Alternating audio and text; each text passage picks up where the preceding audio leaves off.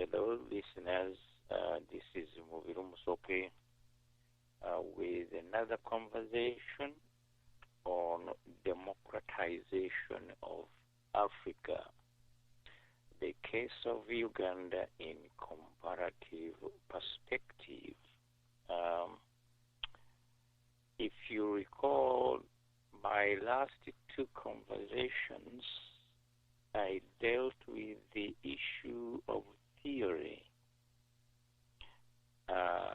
That was not accidental. Today, I will link two issues to federalism. These issues are theory and ideology. Theory and ideology are very similar in appearance, but they are very, very different in their functions. And it is important for us to understand the differences between a theory and an ideology, especially when we want to study federalism.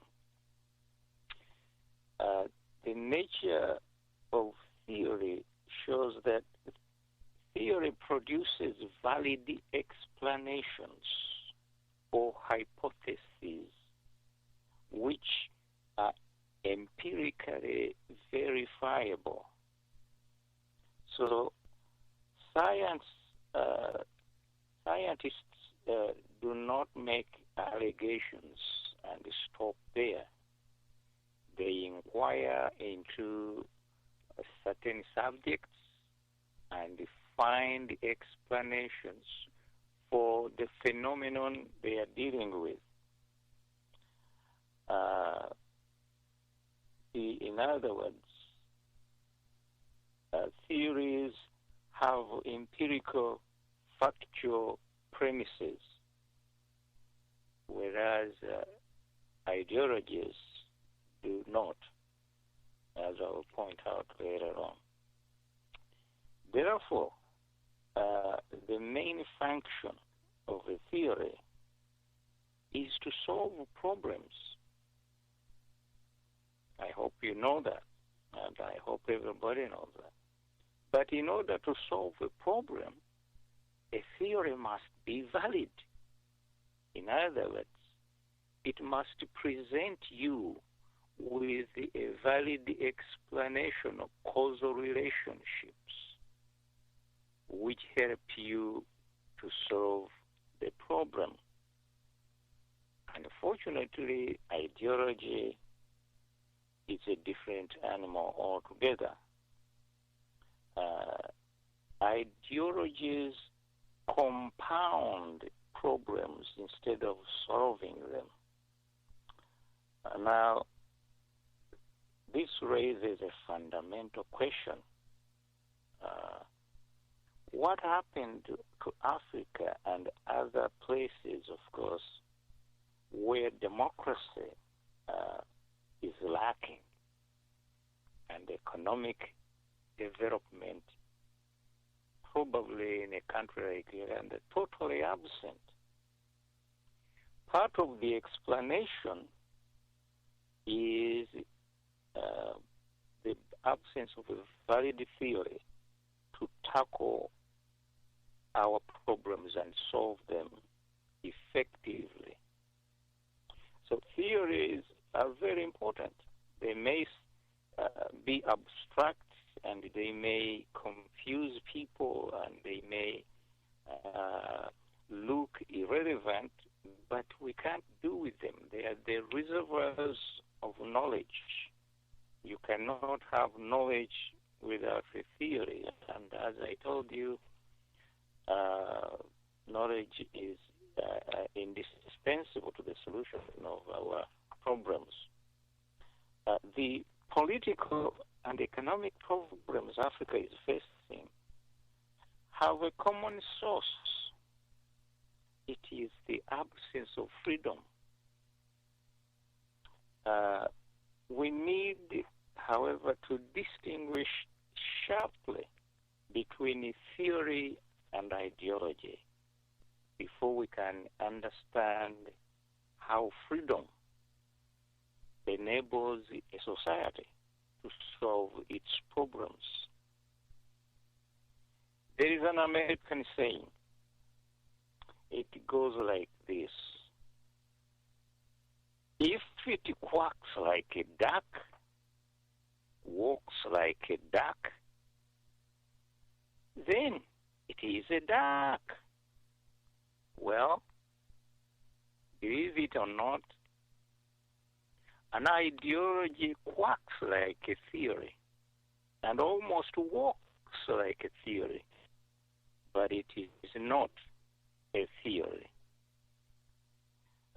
So it's not true to we must be careful not to confuse theories or ideologies with theories, because this has been a problem throughout our history since independence. We have resorted more to ideologies to solve our problems, thinking that ideologies are theories, when in fact they are not theories, and therefore incapable of solving practical problems like economic development. Ideologies are dogmatic and sterile beliefs, and this is important. Ideologies are founded on beliefs. People believe in them. Theories are not founded on beliefs. They are founded on premises which are factual. And therefore, in order to have a valid explanation, you need the theory must consist of premises that are factual, that are verifiable. That is not true with an ideology. Ideologies are dogmatic. They are not objective, and they are based on faith, almost like a religion, rather than on factual premises. What are the sources of ideologies, one may ask? Well, believe it or not, they come from the normal and usual sources like a political philosophy. A political philosophy can be converted into an ideology when it becomes dogmatic and ceases to be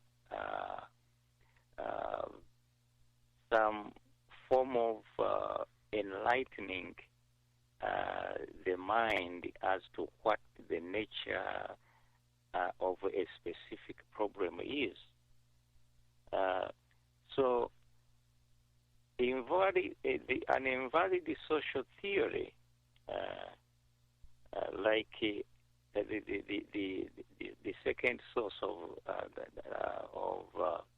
ideology. Now, that's what I'm talking about. The second source of ideology, believe it or not, is a theory. And you may think that I'm contradicting myself here, but I'm not. A theory like the capital theory or Marxism that was written by Karl Marx, which I have explained many times to you, can produce or become an ideology when it becomes dogmatic and sterile. So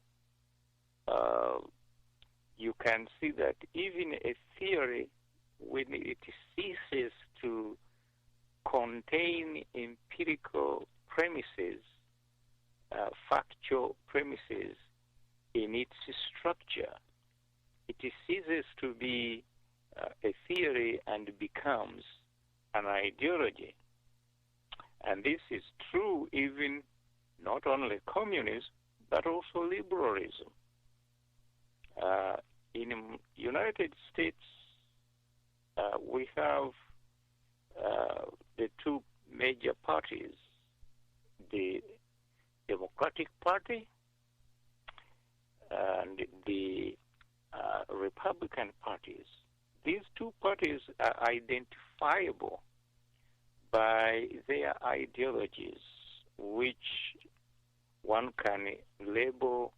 One is the right wing of liberalism, and the other is the left wing of liberalism. Now, I always thought that many people think also that ideologies may be good, but when you think about for example, in the United States, the Tea Party, for example, they find that solving problems in the United States means taking government out of this fear of this solution of problems, leave the problems to individuals, and take government off our backs, as Ronald Reagan used to say. On the other hand, the liberals, the Democratic Party, the ideology seems to believe that government has always to be there to help people solve the problems. And so you can see the contrast here. Even the only salvation here we have is that there is political freedom in the United States. So this political freedom keeps on criticizing either ideology, and that prevents these ideologies from becoming sterile and too dogmatic. So freedom is a very, very essential element in solving our problems and preventing philosophy and social theories from crystallizing into dogmatic ideologies. Another source of ideology is, of course, religion. You've heard of jihadism. Jihadism is not really a theological explanation of Islam. It is a political application of what somebody believes to be the solution to or the mission of Islam. But it is an ideology. Jihadism is an ideology. It is a dogmatic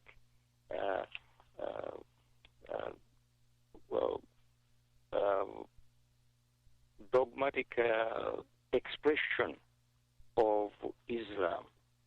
So now you see the ISIS, for example, which is shooting people and killing people. Now, if you are fighting for God and you are killing somebody for God to wage battle in the name of God, why are you hiding your face? Let us look at your face. If you are really honest and objective and believe that you are executing God's mission. So there is a clear difference here. It's an ideology, and it is not a true religion. Another source of ideology, of course, is culture. Now, so a lot of you love culture. You always think my culture is the best on earth, and I should abide by its norms and all that. Yes, but cultures also can become dogmatic and become ideological. There is something what I call the sanctity of patriarchy in Africa. In other words, the sanctity of patriarchy is the belief that the elders, everything an elder says is pure wisdom and therefore must be followed. The sanctity of patriarchy. And only this wisdom is of a man, not a woman. That's why I call it sanctity of patriarchy. And that's an ideology that people just believe in it. That, well, elderly in Africa, almost all across the entire continent, there is this belief that our elders are wise and everything they spit from their mouths is pure gold, it's true, and it is valid, it is pure wisdom. That is an ideology. Of course, there are other ideologies like racism. Racism is an ideology, so is tribalism, so was Nazism, so was apartheid, so was slavery. All these, I'm citing them to remind you the dark side of theory that is dogmatic, and it can be, and usually is, very, very dangerous. And so we should be fully aware of this situation before we blindly stumble into it. So the basic distinction between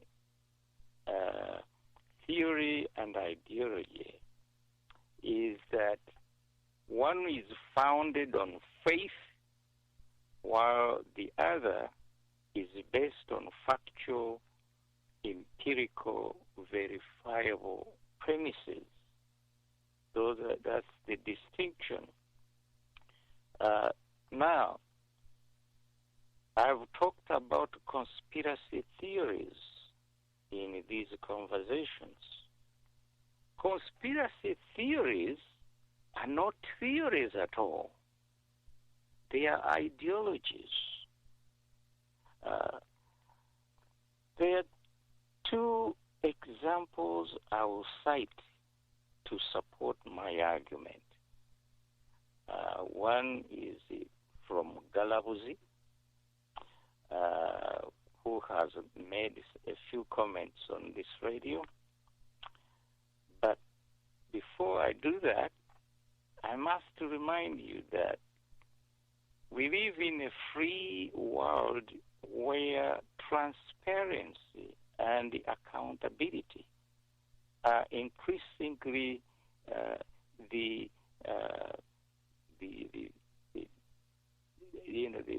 minimum standards by which political activities and behavior should be tested.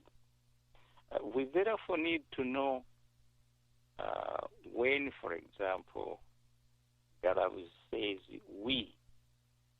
What does he mean by we? We,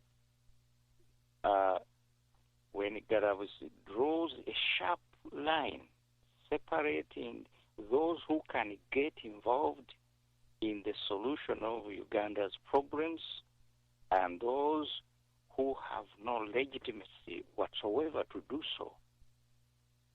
Are these we a political, philosophical, ideological, or religious group?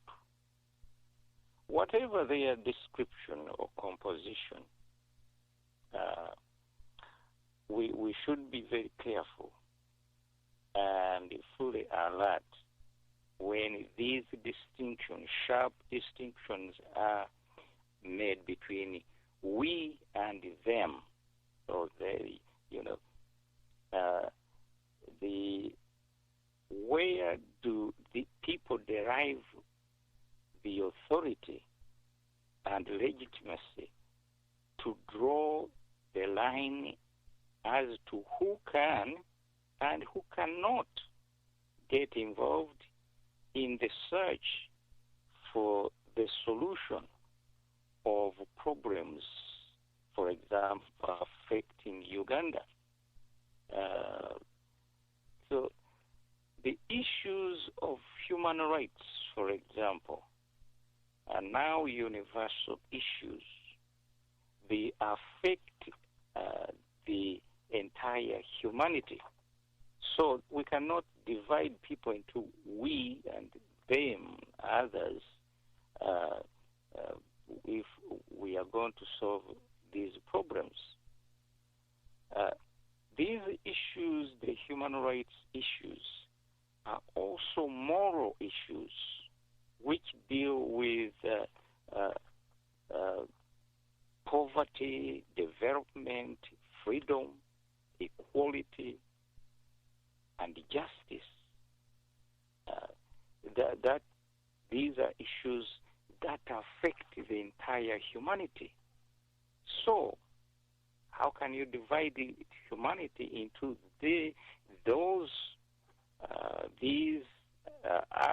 ourselves and themselves, we and the others? I think that is there a symptom of a very serious a breach in the solution of our problems or attempt to solve the problems. What we should remember is that moral judgments, as science has shown now, are processed in the same way by all human beings. Neuroscience has now even identified the parts of the brain which are involved in processing moral judgments, regardless of culture, of nationality, of race, of religion, of sex, and so on. A person belongs to. These are irrelevant when moral judgments are made.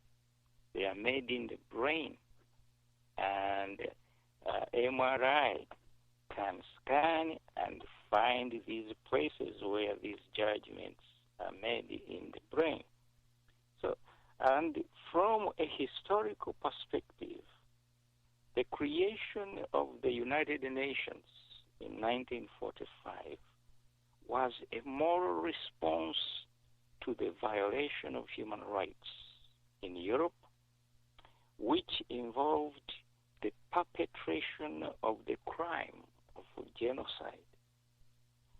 The passage of the Universal Declaration of Human Rights in 1948 and the International Covenant on Civil and Political Rights in 1966 and the Rome Statute recently in 1998, which took effect in 2002.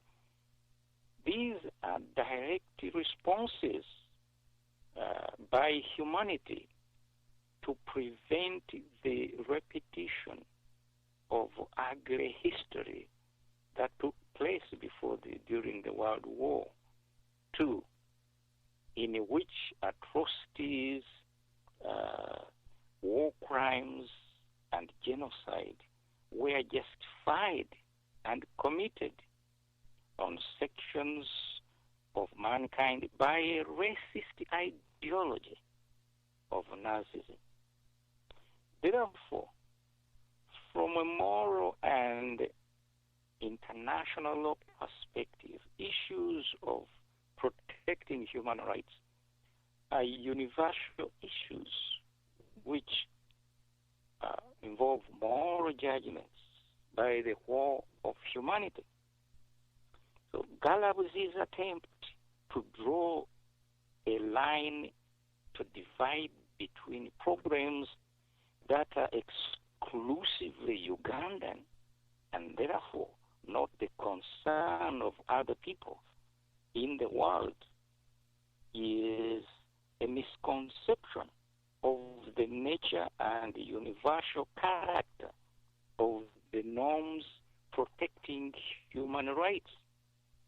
These human rights norms extend to the protection of all of the people in the world. Security, the security of the people, freedom of the people, regardless of ideology and religion, or even equality. So we should try to resolve these issues without dividing ourselves between us and them, because these divisions, in my opinion, are ideological divisions. We have no rational basis to justify them. Let me stop here for a few minutes, and I'll be back to continue the conversation. Radio, and we thank you so much for making us a part of your listening day. I am your host, Miss Brenda, for Freedom at Hand here on Voice of Uganda Radio on Sunday mornings from 8 to 10. Please join me this Sunday as my guest will be Professor Mubilu, and we will be talking about legal recourse on behalf of the Ugandan people. It promises to be very educational. We have chosen 5 topics that we believe will be important to the Ugandan people as we start to build ourselves back up into a wholeness and we move forward into a new Uganda. Professor Mubilu, you will know him from Voice of Uganda Radio because he hosts Democratization here on Voice of Uganda Radio. So we felt the need to bring a little of that over to Freedom at Hand this Sunday morning to really help the Ugandan people understand the legal recourses they have as we move forward into a new Uganda, what that will look like, and how we start to build up a new Uganda and make the people whole once again.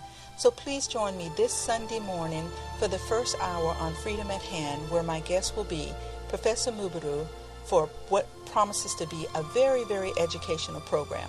We look forward to you being a part of our listening audience. Thank you so much for joining us here today on Voice of Uganda Radio, and enjoy the song is a dedication to all the Ugandans, wherever you may be, inside of the walls of Uganda or in the community of exile. Like unwanted children from the country that gave you birth, living amongst the free world. Rise up, my fellow Ugandans, as we fight against the dictatorship of the oppression of Musoke, for the rights of teachers, for the rights of government, for the rights of the justice system, trying to fight for the rights and the belief of the Ugandan people. Musoke has made a promise to Parliament of 150 million shillings to right the wrongs and to help them to make their lives whole again. Buying votes, buying the rights to rule the people for another 5 years in a dictatorship that has just destroyed Uganda to almost an unrecognizable state. What about the promises to the rest of the people that he's made? When will he make true on those things? Or do they not matter because they don't have a vote to keep him into office? I tell you, my fellow Ugandans, there's nothing free and fair about the election that's coming up when a president, a sitting president, can offer these type of monies and funds to a group of people to make sure that he holds his powerful position. Members of Parliament, it can happen to you. The same promises he made to the teachers who have gone without salary, some of them for 2 months. The same promises that he's made to other leaders and others who've tried to rule and stand up against him, only to fall by the hands of death, by torture, by house arrest, by whatever means he feels the need needs to be to keep them in control. We live in a time, my fellow Ugandans, where one man, one family, and one group feels the need to speak for all, which daily they sell pieces of the country off to the highest bidder to continue to keep money in this man's hand, to fund his wars, to fund his battles, to bribe the community. Okay, after a short break, I'm back to continue this conversation, particularly before we plunge into federalism, about ideology and values, human values. So the first thing I want to point out at this stage is that human relations and values today in the world have been globalized to the extent that there can be no rational criteria to draw philosophical or ideological lines between the we and the them, dividing people. Only dogmatic ideologies can draw such artificial lines to divide humanity into we and them. The entire humanity is now one family, in my opinion, bound together as one community by international norms and institutions such as the United Nations, the International Monetary Fund, and the World Bank.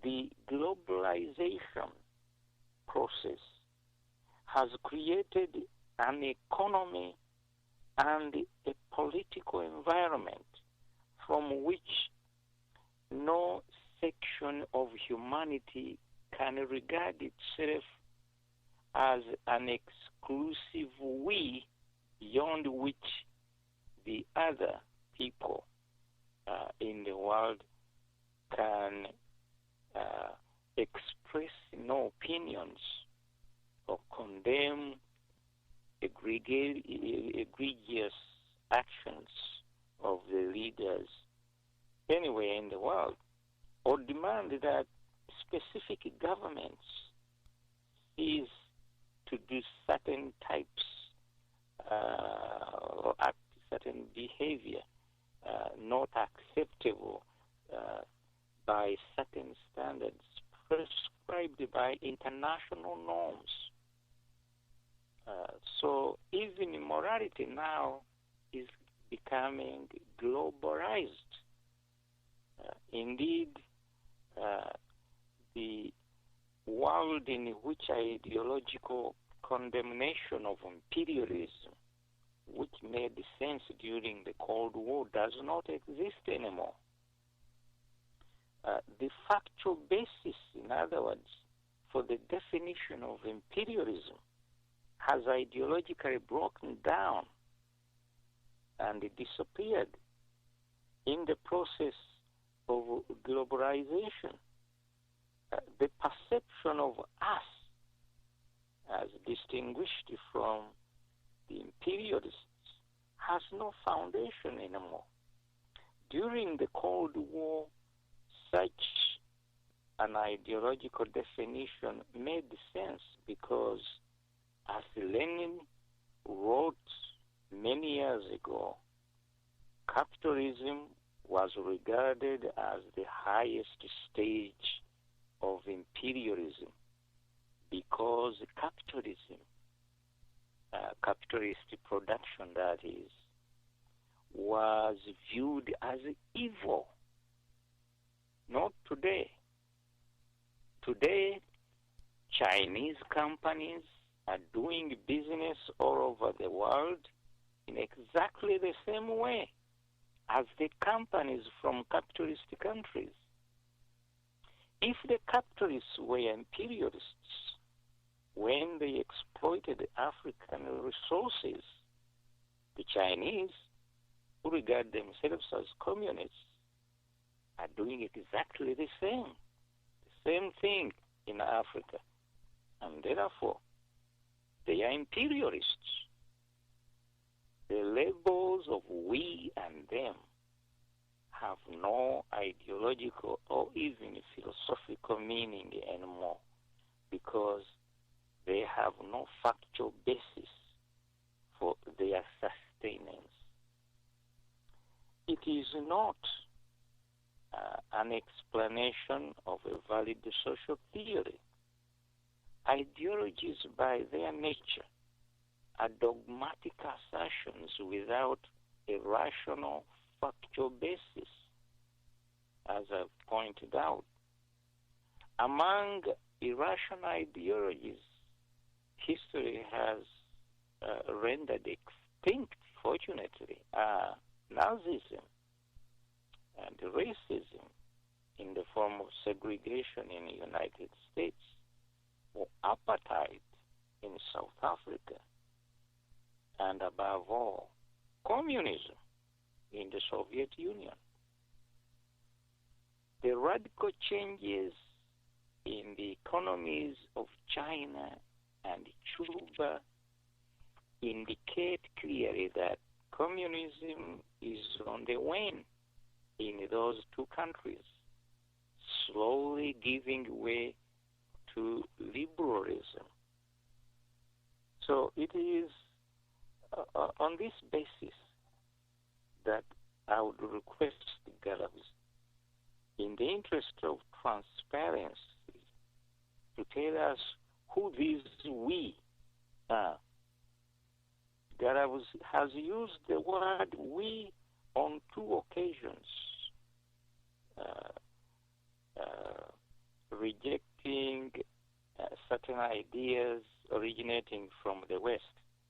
The first time he used the word we was when he commented on my program, when I pointed out that U.S. was the origin of the fundamental constitutional principle of the supremacy of the Constitution, which has been universally accepted and adopted as a very, very important component in the protection of human rights. Galab's response to my statement was that we do not want American principles or ideas to colonize Africa. Who are these we? What Galabs failed to appreciate is the fact that people are free and have a right to determine their destiny, self-determination. One way to determine one's destiny is to choose the constitutional norms that govern the political process in the political system where one resides, regardless of the source or origin of the principle. If the principle is based on a valid social theory, it will solve the problems you face anywhere in the world. Otherwise, if the theory is not valid, of course, it will not solve the problem. So people are free to borrow legal principles from just as they are free to borrow technology medicine or other techniques and the devices that can be used effectively to solve their problems. This is where the distinction between the theory and ideology becomes very important. So it is important that Garabs tells us candidly who is included in the we who rejected the borrowing of legal principles from the United States, but at the same time can borrow technology and medicine from the same sources. The composition of the we, it would seem from this analysis, to be based exclusively on ideological rather than scientific explanation. It is not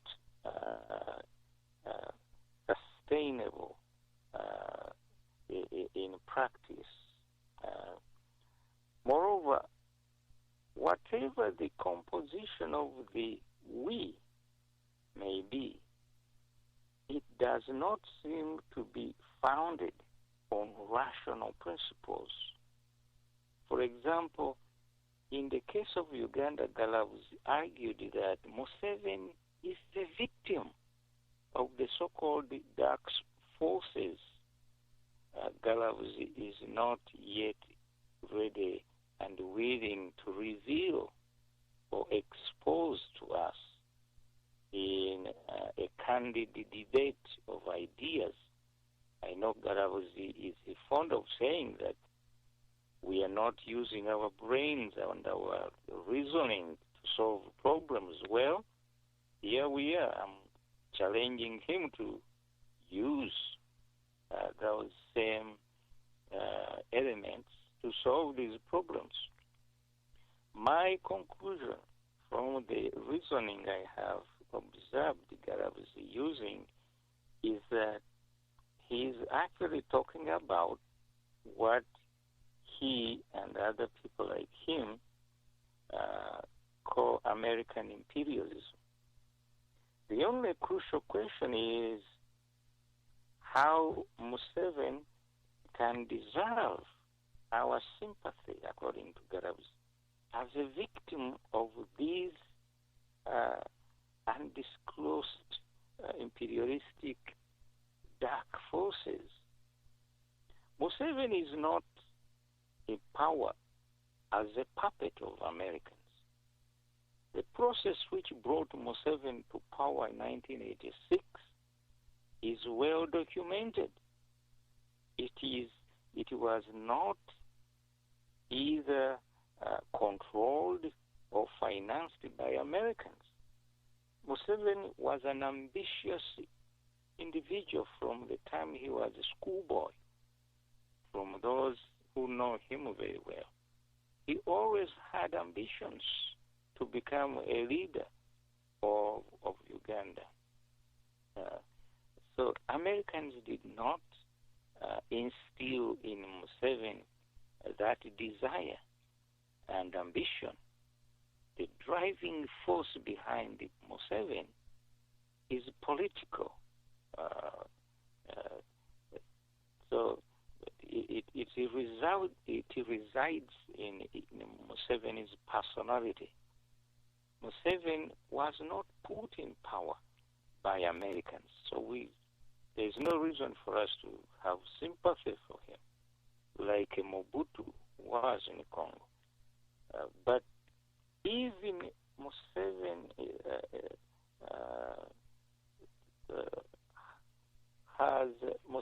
has sustained his grip on power in Uganda through his treachery, his brutality, his corruption, and his greed, not the actions or support of foreign imperialistic powers. Foreign powers, for example, have not assassinated Museveni's political opponents. Neither have they rigged the elections to ensure Museveni's longevity in power? So why should we be sympathetic to Museveni, whom Galabus wrongly believes to be a victim of imperialism? Shouldn't dictators be accountable for their misdeeds and criminal conduct when they commit atrocities for the sole reason of entrenching themselves and to stay in power indefinitely? These facts clearly demonstrate that dictators can, and in the case of Museveni, act on their own volition, on their own free will, and they sustain the political careers, their ugly political careers, without any help from the so-called imperialists in the West. All dictators know that what they are doing is illegal, is unethical, and is immoral. They nevertheless go on and do it. They act on their behalf to promote their selfish political interests. So the theory, if it is a theory at all, not an ideology, is wrong, on which Garaus bases his argument. If in the process of doing so, these dictators are helped by external powers, that does not negate the fundamental fact that they initially and primarily acted on their own volition, at least most of the time. In fact, today, due to globalization and the actions of the United Nations, the IMF and the World Bank, institutions, of course, people call imperialistic, that used to be labeled imperialistic. Very few leaders in the world can survive solely due to the policies of a single imperial power imposing its will. The Cold War is long gone. There is no reason to be sympathetic to Museveni as a victim of the forces of imperialism beyond his control. Museveni has been the architect of his own political career. Moreover, when Museveni came to power, he initiated the enactment of the 1995 Constitution in 1988.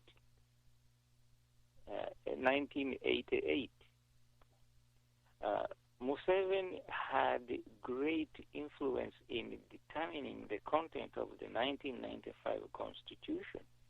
For example, Museveni is responsible for the inclusion of Articles 69 and to 74 of the 1995 Constitution. These are the articles which created the movement system, whose ideology Museveni was the architect, not the Americans. The existence of the movement system dictated the inclusion of Article 269 in the 1995 Constitution. And as you know, Article 269 suppressed political freedom, contrary to what even the Americans would teach or believe in. So there is no connection here. I'm trying to demonstrate that there is no factual basis to argue theoretically that people like Museveni are maintained in power by imperialists. They are there. They stay in power through their own brutal acts. Museveni must also take credit, by the way, for Article 2, which provides for the supremacy of the Constitution, borrowed from American constitutional jurisprudence.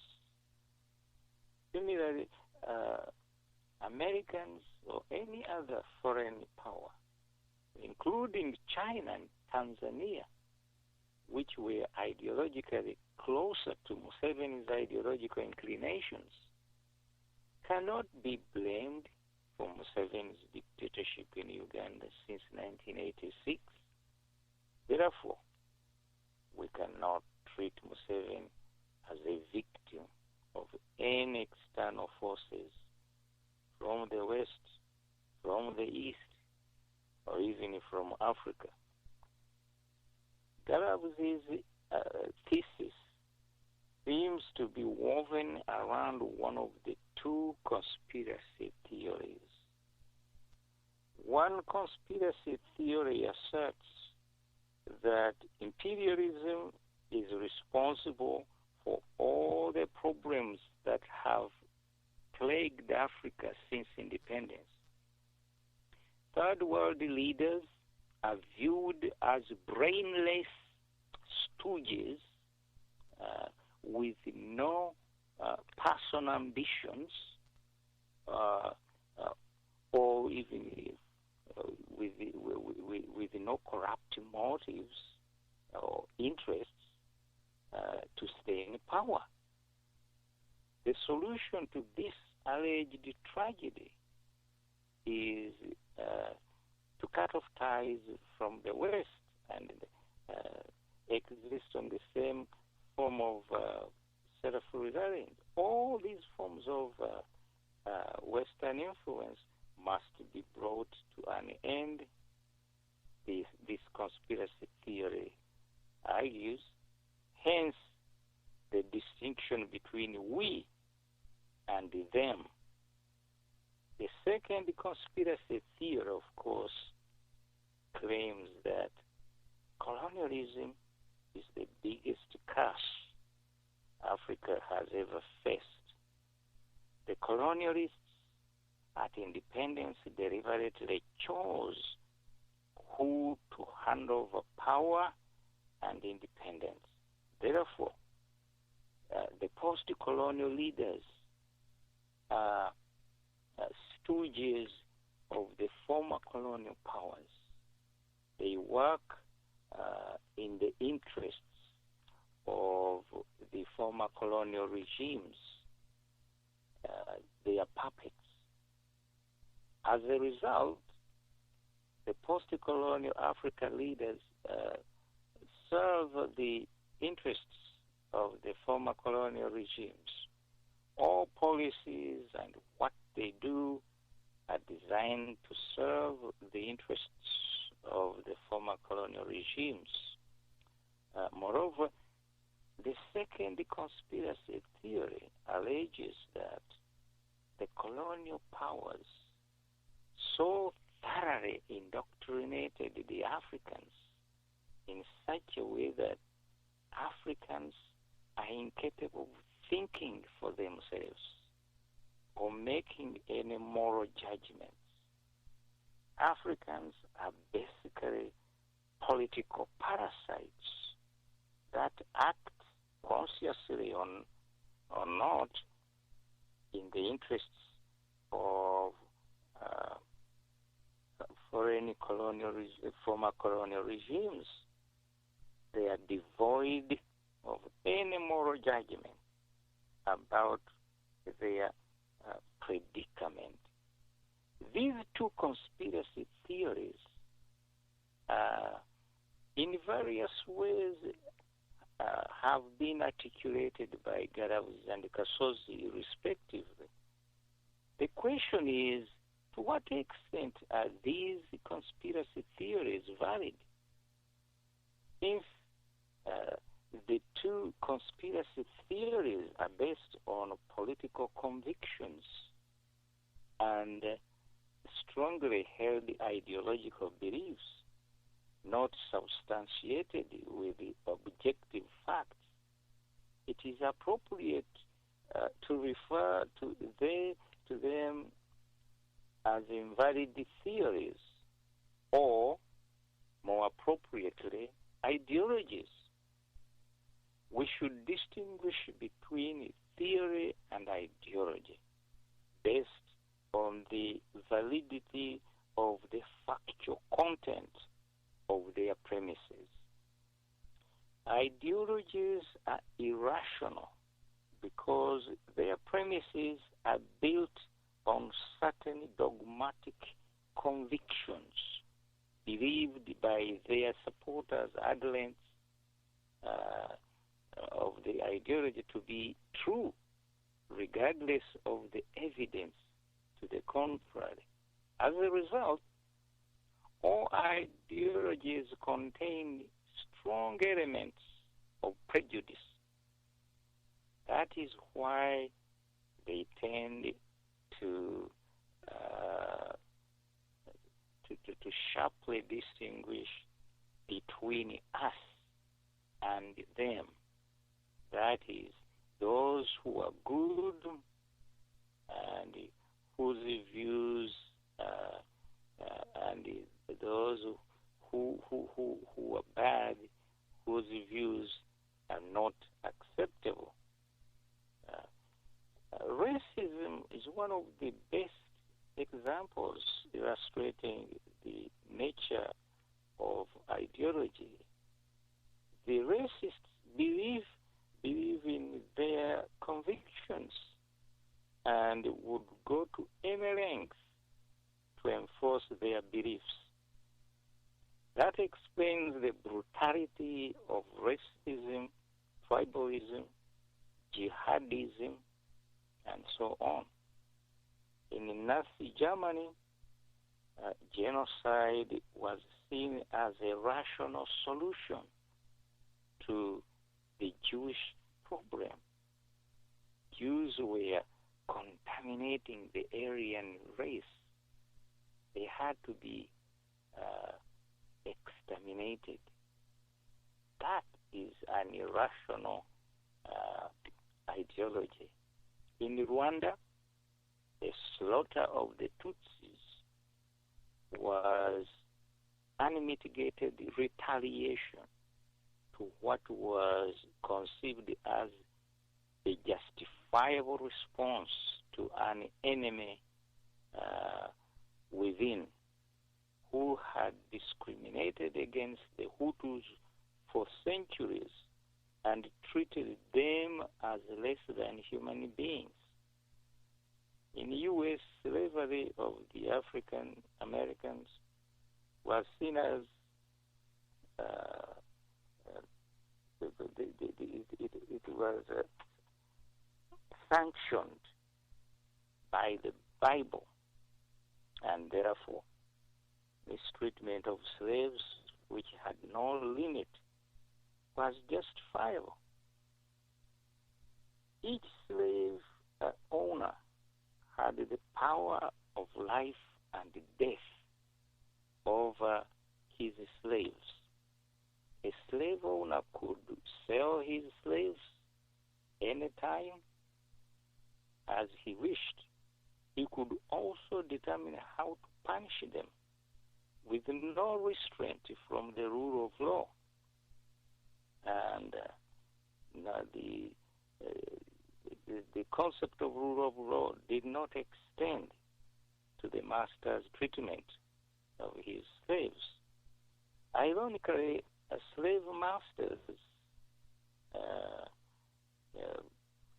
broke the ideological taboo when they succumbed to the temptation to have sex with their female slaves, thereby exposing the factual invalidity on which the ideological myth was sustained. So you can see that ideologies are contradictory and necessarily based on beliefs that are not sustainable. The punishment of a male slave, for example, involved in a relationship with a white woman was death. But this did not prevent these relationships from taking place anyway. This illustrates the depth of the rationality of an ideology, in this case racism. In South Africa, apartheid was rationalized on the teachings of theology and also the preservation of culture and the theory, the labor theory, written by Durkheim. So the argument was, or the rationale was, God created races to live apart, hence apartheid, and they preserved their cultures, and therefore they had to be governed separately in accordance with Mr. Mubilu, you have a call? Yeah, the racial characteristics of the people. Yes, caller, please come in. Hello? He's gone. Is the caller in there? No, he's gone. Callers left. The caller left. Okay, well, we will continue. If the caller wants, they can come back. Particularly being provocative today, before I go to federalism, because I think these are ideas that have to be exposed because they are very, very important. The idea of us and them is very, very dangerous, and this is where you see the atrocities being committed and people being enslaved because of this sharp distinction between us and them, dividing humanity into different groups, whereas all human beings do share the same human qualities, and there is no distinction as far as I can see, theoretically, even religiously, distinguishing one group of people from another, except the fact that they look different, they speak a different language, and so on and so on. Those are irrational justifications. Each race, in South Africa was, of course, assigned to different place, different political status, different occupational activities, and so on. Ideologies are based on beliefs, and this is important. Theories are built on factual premises, but as I said, ideologies and theories look alike. They sound alike. And this is where I said this is an exception to the American saying that if it quacks like a duck, walks like a duck, then it is a duck. No. When it comes to to ideologies and theories, an ideology is not a theory, even though it quacks like a theory, walks like a theory. That is the important distinction between ideologies and theories. Conspiracy theories are obviously ideologies. They are not theories at all. So I thought that this was very, very important to bring to the attention of the listeners. Now, federalism. To what extent can federalism solve Africa's political and economic problems? Soon after independence, ideology dominated an approach to the solution of Africa's problems.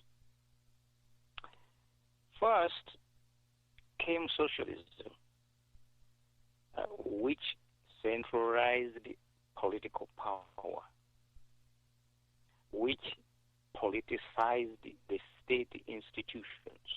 State institutions, I mean the bureaucracy, I mean the army and the police. They were politicized. And as you know, as a result of that, they were corrupted and they could not function efficiently because recruitment, for example, was not based on merit because they are politicized, because ideology was more important than anything else. So you ended up with a state which did not have these efficient institutions to solve its problems, whether the problems were crime or economic policy for development. And so both policies, the centralization of political power and the politicization of state institutions, were incompatible with democratization. And as a result, Africa could not solve this problem. In the case of Katsosi's theory, conspiracy theory, he thinks if every ethnic group in Africa has its army, then there will be no problem. The problems of economic development will be solved. I can't see any causal relationship here. This is not a theory. This is an ideology. And it's so subject to everything I've said. Just having an army which is ethnic does not solve. For example, the Baganda may have that does not necessarily solve the problem, because the Baganda, if the army, for example, is dominated by the Protestants and it discriminates against Catholics and Muslims, there will be conflict.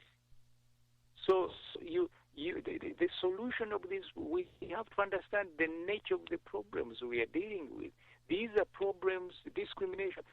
These are problems, they don't arise from the existence of or non-existence of an army. They arise from the perpetration of injustice. If people are mistreated, it doesn't matter whose army it is irrelevant. There is no causal relationship. So I raise these issues because I thought it's really important for us to understand, if we are going to solve Africa's problem, we should know a clear distinction between theory and ideology. Ideology, in fact, confound our problems. They are the source of our problems earlier on after independence. Then in Africa, of course, after independence, came the coup d'etat, which was obstacle number one to democratization in Uganda, in Nigeria, in Congo. And coup d'etats, obviously, were incompatible with democratization. But many of them were based on ideological factors due to the Cold War. Mobutu, in Congo, Mengistu in Ethiopia, these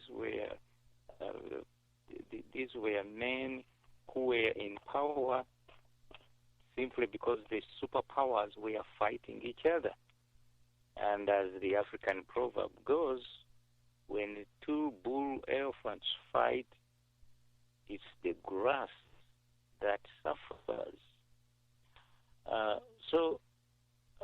You see, why hasn't Africa solved its problem of development? Is it because we don't have ethnic armies? No. It's because there is no freedom. When the majority of educated people are refugees in Western countries, how are you going to solve the problem of Africa? It's simple. The absence of freedom is very, very, very crucial. And no ideology can either cover it up or make it appear different. Quack like a duck, walk like a duck, and then it is a duck. Well, not always. Protection of political freedom is critical. You can have your armies, you can have whatever. You can even have a lot of money from oil. If there is no freedom, there will be corruption. And if there is corruption, all the money from the resources, Congo is one of the richest countries in the world because of the minerals. They have gold, they have diamonds, they even have oil. But Congo is the poorest country on earth because there is no freedom there. Who is going to invest his money in a place like where the United Nations Army has to stand between fighting factions? Nobody. So political freedom is critical, and this is not simply an ideological statement.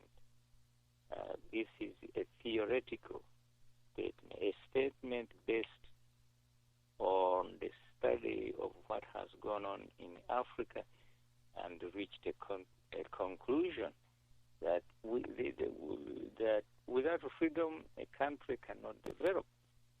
And instead, what it bleeds refugees. People run away, and so the country suffers. So political freedom, how does it come in here? It contributes to rational solutions of actual social, political, and economic problems. The problems, for example, democracy is the best medicine for corruption. You can enact all sorts of laws, establish all sorts of institutions to fight corruption. But when there is no democracy, as in Uganda, those institutions are not going to be effective. They are not going to perform their functions. Even the laws are not going to be enforced because Museveni steals every day from the treasury as he wishes, with impunity, as a matter of fact. And I hope one of these days is held to account. Political freedom, again, makes economic policies more rational and less dogmatic. It's very easy for economic policies to be dogmatic, in other words, to be more ideological than theoretical. even here in the United States, when the Republicans talk about, when the ideology is applied, the cut taxes, get government off our backs, and that's an ideology. That's not a valid economic theory. It's an ideology, and so it does not necessarily lead to the solution. I understand from the recent information I received that the U.S. economy grew at about 4%. The Republicans, during the debate, they argued, they painted a picture of, if you were re-elect Obama, the economy will be destroyed, literally destroyed. Those were ideological bumblings. They were not theoretical predictions. But the good thing about freedom here in the United States is that it keeps in check the dogmatic ideologies. And that's the only way you keep in check ideologies, by the protecting political freedom. That's the only way that it is. Sounds dichotomous, but that's the way it is.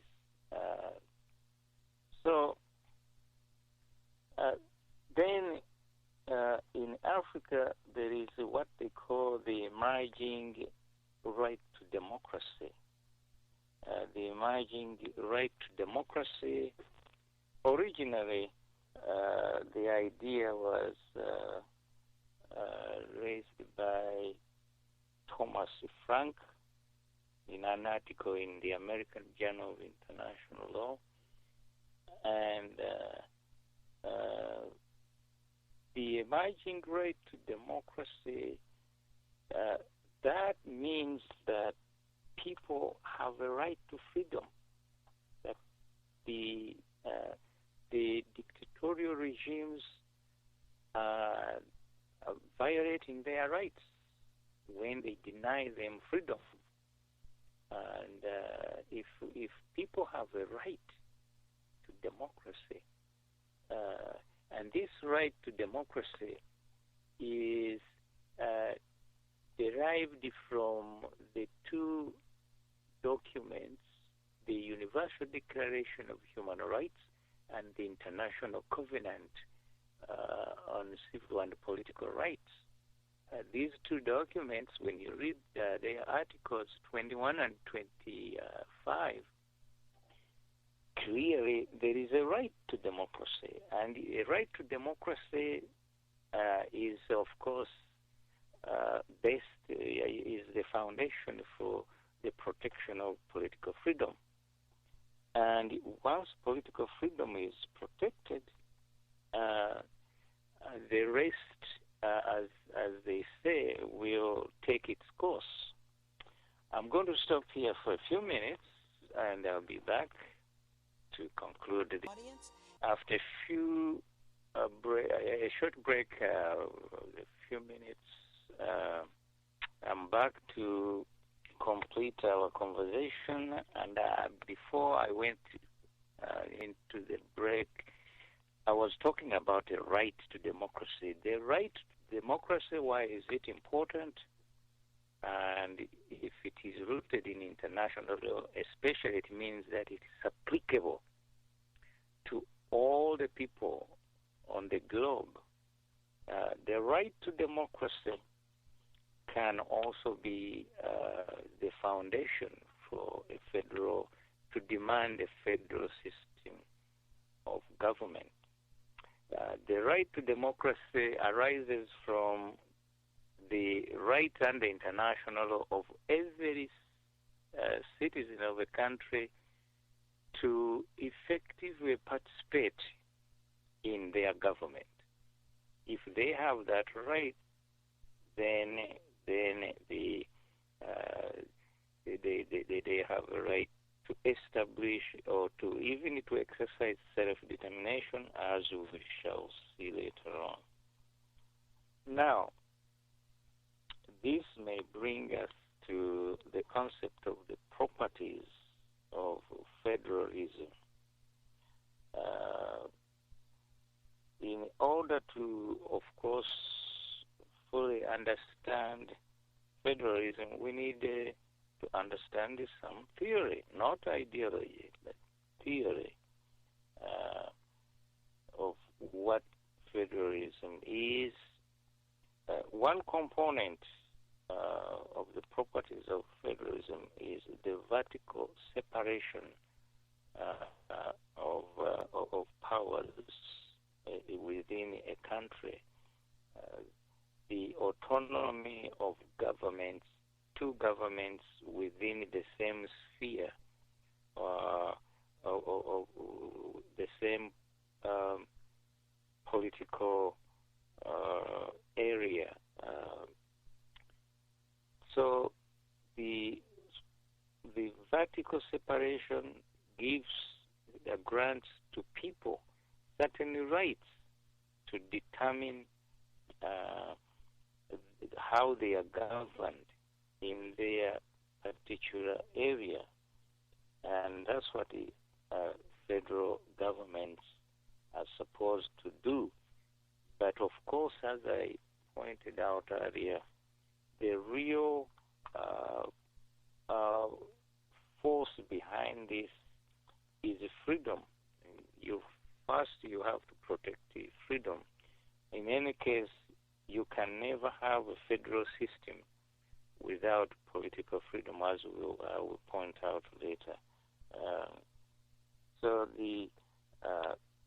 in a federal system, because you have this vertical separation and autonomy of two governments, there is the concept of what they call the concurrent and exclusive jurisdiction of two governments. So federalism is a species, you can say, a species of self-determination of the people. In other words, you cannot separate democracy from federalism or federalism from democracy. The two go together, and the Canadian case, I think, did that very well. We discussed it some time back. The Canadian, which was the issue determining the issue of secession of Quebec from Canada. And there the courts did a good job in explaining not only what federalism is, but how it is related directly to democracy. And the two are not, you cannot separate them. Soon after independence in Africa, as I pointed out, there was this ideology which centralized and politicized the state. That was the very opposite of federalism. In the case of Uganda, the two notorious anti-federal leaders are Milton Obote and Yoweri Kaguta Museveni. Of course, Obote is not famous but notorious for abolishing the independence constitution, which was federal, because he thought that federalism was incompatible with the national unity. In fact, Obote had a slogan, one government, one parliament, one nation. That is a theme of centralization of power, isn't it? One. all the power should be within one government. It's incompatible with the federalism.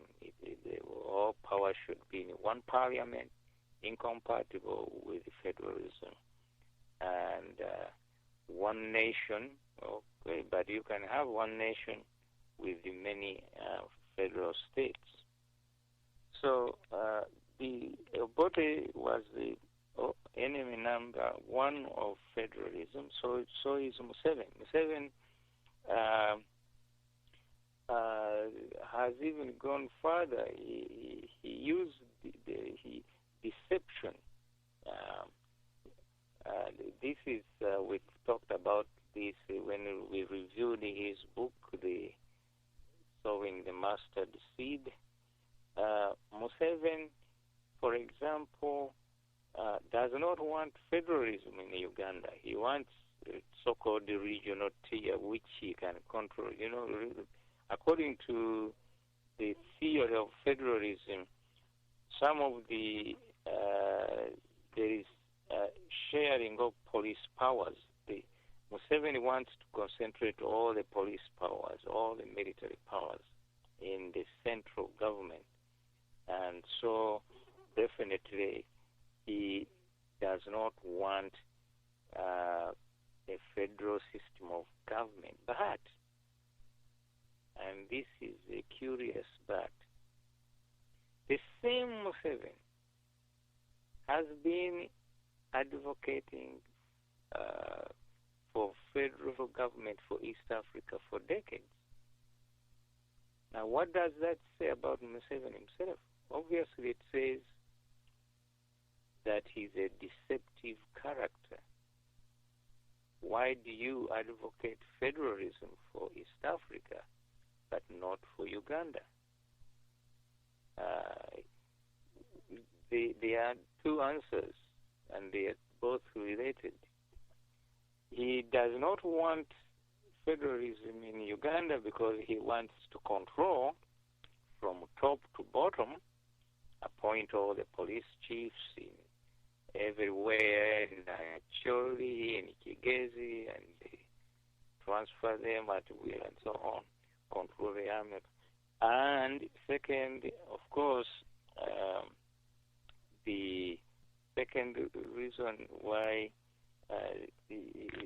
which exposes the deception is that the only way he can become a leader of East Africa is to advocate federalism, because he cannot become a leader of East Africa unless there is a federation. Now, what is the contradiction here? The contradiction lies in the deceptive personality of Museveni himself. He has no principle that is consistent. So, today he supports federalism because it's good. It will give him, it will be the means to be the leader of East Africa. But within Uganda, because federalism will take away his autocratic power, then it should not be permitted. So there we are, two characters, Milton Obote and Yoweri Kaguta Museveni, anti-federalism leaders. Of course, the other quality, or you can call it a property of federalism, is the element we talked about, the vertical separation of powers, the police powers and the legislative powers and even executive powers. However, we should be very careful in this, realize that decentralization, no matter how much of it you do, is not the same thing as federalism. So it's clear that there are two good examples in Africa where people are confused federalism with the decentralization. The new Constitution, 2010 Constitution of Kenya, creates counties which are decentralized, and they are governed by governors, people elected, and they have legislatures too. But according to the Constitution, still the central government is in charge of all the decentralized political units. So decentralization, no matter how deep it goes into the system, is not federalism. And South Africa is another example. A lot of people think that South Africa is a federal system, but it is not. It is simply a very highly decentralized system on the basis of provinces. The 9 provinces are self-governing to some extent. However, they do not have autonomous legislative powers separate and different from the central government, and so they are not completely autonomous. And the police powers of South Africa, of course, as you know, is centralized. It does not lie within the provincial areas. So, and this is understandable, because when apartheid was still in the regime in South Africa, the central government wanted to control all the local governments, no matter how autonomous they were, they wanted to make sure that the central government was in charge of the local areas. Hence, the fact that South Africa is not a federal system. It's only a very decentralized political structure. Now, the theory of federalism, freedom is the key. Autonomy of the units is very, very important, from what we've just mentioned. Now, the theory of federalism, I'm just reminding you this because we went over them. However, it is important to remind you sometimes, especially since each day different, all the people, the audience consists of different people. It's not bad that I repeat myself sometimes. Now, the federalism, the theory is that there must be autonomy of the unit. The units must be autonomous from the central government. Now, you may have a federal system on power, but in reality, in the political reality, not a federal system. What do I mean by that? Well, this explains the theory of federalism very well. The military regimes, for example, in Nigeria. Nigeria was a federal government from the day they acquired independence in 1960. And the 1966, the military took over, but they left the federal structure intact. The question is, did they really function as a federal structure? No, of course they did not. All the legislative powers resided within the the military guy, the military president. He legislated by decree, and that violates the basic element of autonomy of the states. When the federal military government legislated by decree to all the entire country, definitely the basic elements of federalism disappeared. The same is true for communist regimes. USSR was a federal system, and even in their constitution, the term USSR was an expression of a federal union of Soviet Republic of Russia. The Federal Republic of Russia. But again, because the Communist Party was supreme and all orders emanated from the communist power, and all the police powers were centralized within the KGB,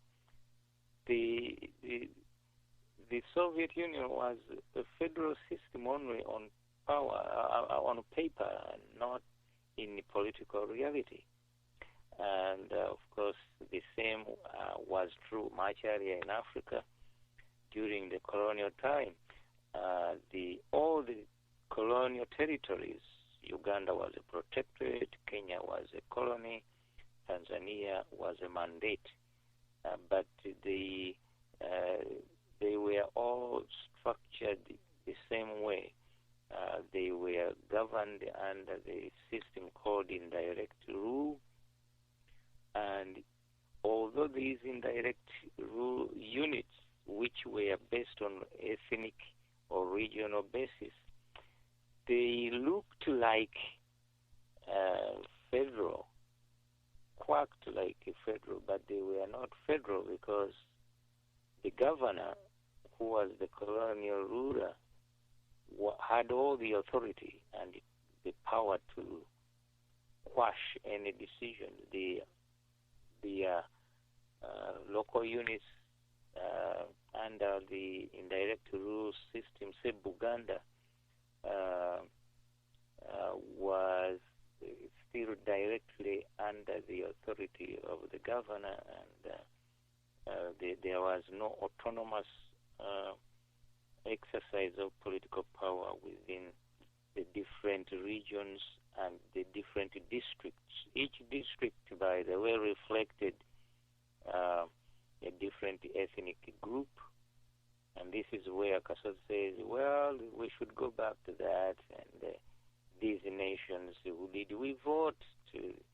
Did the people vote to create these units? What Kasot forgets is where I'm coming to Switzerland, where you have the concept of people power, where for example, it's called a direct democracy. Supposing in Uganda the people voted to keep Uganda the way it is, they go through a referendum and they vote. So what are you going to do about that? Are you going to say, oh, the colonialists brainwashed you, they washed your brain, you are no longer thinking like a normal African, so that's why you are voting to keep Uganda as one political unit? Well, I beg to differ. The important thing is however these were created, if you give the people the power, they can nullify them and they can also legitimize them as they are. Okay, the theory of that's the structural theoretical explanation of federalism. Federalism, because of what I've just said, federalism promotes diversity, and and we'll see this in the Canadian case, and it promotes the exercise of police powers at the local level. There is also another element in federalism, the theory of federalism now, which a new element that's emerging. It's called the fiscal equalization. Fiscal equalization. This did not exist when the United States created their federal structure, and they have not necessarily adopted any general fiscal equalization as formula, but that's one thing that has emerged in Switzerland, in Germany, in Canada, or other federal systems have that component of fiscal equalization. The other element, of course, is the supremacy of federal law. Although the federal units are autonomous, at the same time, there is a principle of the supremacy of federal law, in which case it means that federal law always preempts the local law when there is a conflict. That's why today, when this concept, what happened in Ferguson took place, now you see the federal government trying to conduct a parallel inquiry into what took place in Ferguson. So that's because when it comes to human rights, civil rights, the federal law preempts all the other state laws and prevails over them. Now, when we look at briefly, we have just a few minutes, but I think we can do that. Switzerland, maybe James Semakula was calling to talk about Switzerland. Well, Switzerland, the federal system in Switzerland has three important components.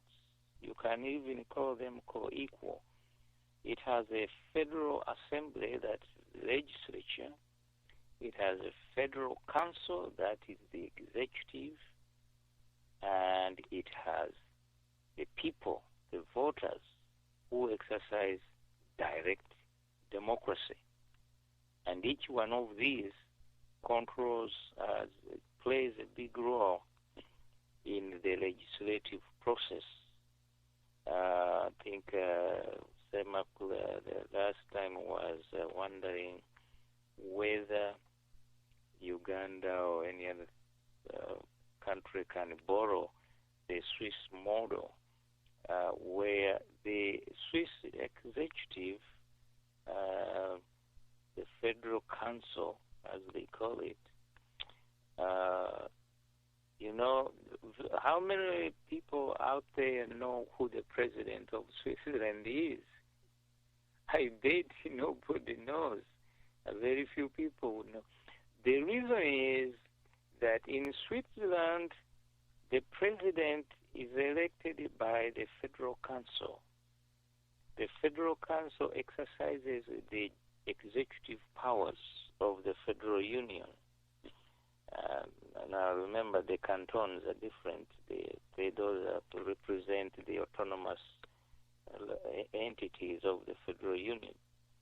But anyway, in the Switzerland, the president serves for just 1 year and is elected by his colleagues in the Executive Council. And so the fact that you don't know who the president of the Soviet is, it's because the system minimized his status. He is a co-equal. He's co-equal to all the other 7 members of the Federal Council. And so that's why you've never heard of you never hear of the president of Switzerland say this or declare this or that, blah, blah, blah. But, well, the question is, do you want that kind of a model? Some people have advocated it and say, oh, when you jump from dictatorship, what you want is to whittle down all these presidential powers and almost reduce them to nothing, to the Swiss model. Well, I don't know whether that really solves the problem. Theoretically, if the theory is correct, then the causal relationships must be explored and see whether really putting Museveni and the others like him in a council, whether he is not going to continue playing the same tricks he plays against the people. And then again, abuse the Swiss system. It's very difficult to abuse power in Switzerland because of the voters, direct democracy. For example, the people have a right. Just you need 100,000 signatures, and they can enact a law, or they can repeal a law passed by the Federal Assembly. So that's why the federal the Executive Council is very cautious, because they know their supervisors are the voters who exercise direct democracy. That is important. Now, that's where it reminds me about Kasozi's solution, that every ethnic group should have its own army, and this is the only way you protect the land, you do that, assuming there is a causal relationship that you can clearly demonstrate to exist in that particular kind of context. Again, in the Swiss model and the German, they incorporate international law automatically into domestic law. I like that feature, because once you have a feature like that, you can nullify these public order management acts and others, repressive laws, automatically once international law becomes automatically part of domestic law. If anything is inconsistent, it's POMA that will die, not the international, for example, Universal Declaration of Human Rights. It will prevail. That is a very important, as far as I'm concerned anyway. Fighting corruption again. Once you have political freedom,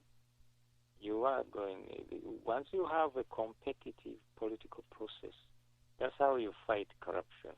Not necessarily how many kaihuras you have roving around, how many IGGs, Inspector General of Government, or how many Auditor Generals.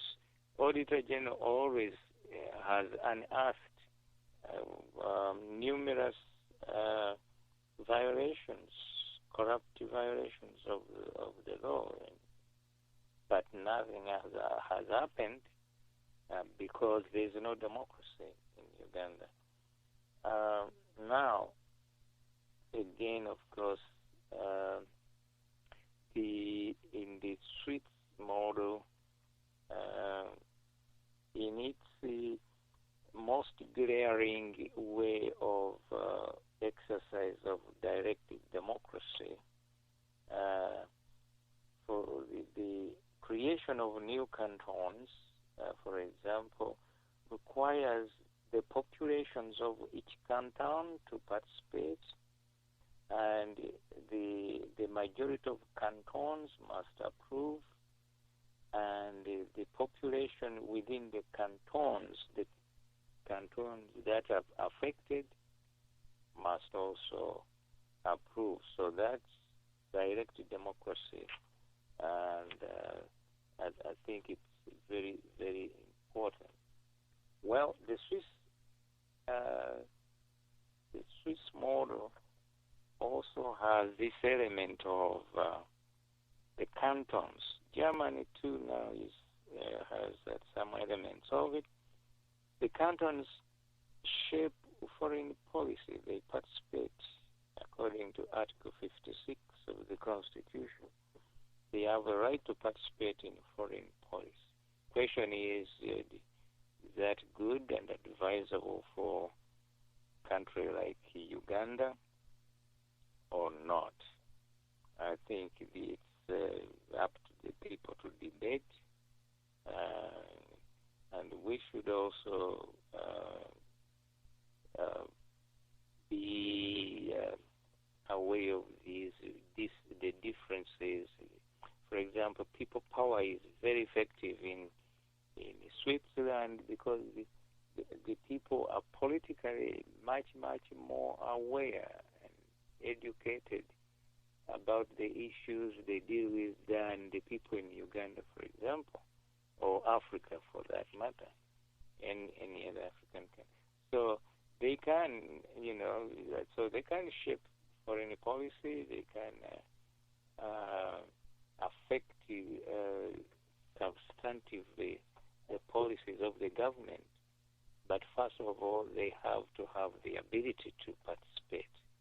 And I think that's where we have problems. However, the people must have the right in the first place, whether or not they have the capacity to effectively participate. The right is the most important thing. I think it comes first, and then the rest follows. Now, I think my time has run out, so I will not talk about the normative architecture of federalism. I will talk about that next week, and please, you can tune in next week and listen to my rendering of what is known as the normative architecture of federalism. Thank you very much for listening. Looking forward to your tuning in again. Radio, and we thank you so much for making us a part of your listening day. I am your host, Miss Brenda, for Freedom at Hand here on Voice of Uganda Radio on Sunday mornings from 8 to 10. Please join me this Sunday as my guest will be Professor Mubilu, and we will be talking about legal recourse on behalf of the Ugandan people. It promises to be very educational. We have chosen 5 topics that we believe will be important to